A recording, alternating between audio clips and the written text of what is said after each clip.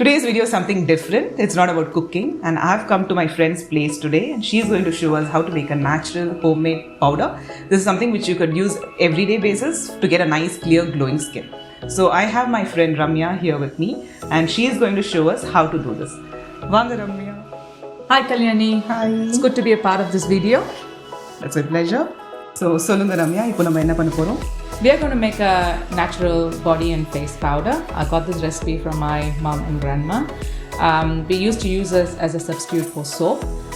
It's natural, does not hurt your skin, and you get all the products from an Asian store. I now use it for my 5-year-old daughter and she loves it. So today we're going to see how to make it. Let's go into the video. First we have Pasi powder.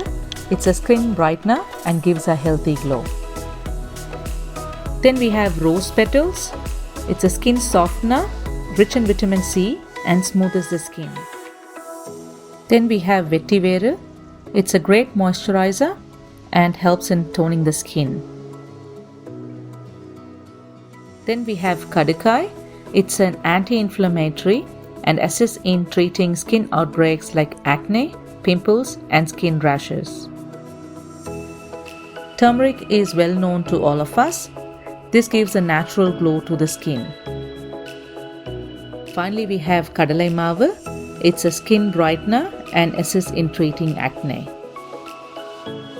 When using kadakai, make sure that the seed is removed. I use a mortar to break the seed.